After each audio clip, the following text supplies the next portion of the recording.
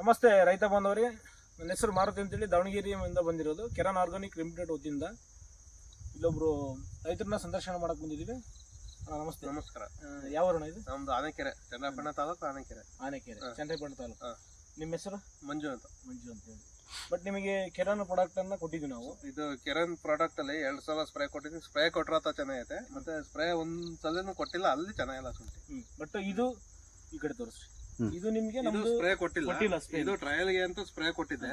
ಇದು ಟ್ರಯಲ್ ಮಾಡ್ಲಿಕ್ಕೆ ರಿಸಲ್ಟ್ ನೋಡೋಣ ಇದು ಕೊಟ್ಟಿದ್ದೆ.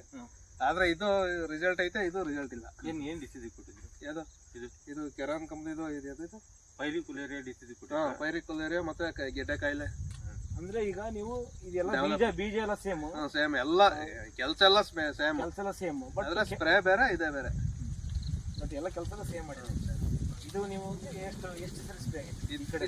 ಇದಕ್ಕೆ 2 ಸಲ ಸ್ಪ್ರೇ ಐತೆ. ಈ ಕಡೆಗೆ ಇದು ಜಾಸ್ತಿ ಕೆಟ ಇರೋದ್ರಿಂದ ಇದು ಮತ್ತೆ ಒಂದ್ಸಲ ಸ್ಪ್ರೇ ಕೊಟ್ಟಿದ್ದೀವಿ. ಇದು ಚೇಂಜಸ್ ನೋಡ್ಕೊಂಡು ಇದು ಕೊಟ್ಟಿದ್ದೀವಿ. ಇದು ಚೇಂಜಸ್ ನೋಡ್ಕೊಂಡು ಇದನ್ನು ಮಾಡೋಣ ನಿಮ್ಗೆ ಕಾಂಟ್ಯಾಕ್ಟ್ ಮಾಡಿದ್ವಿ.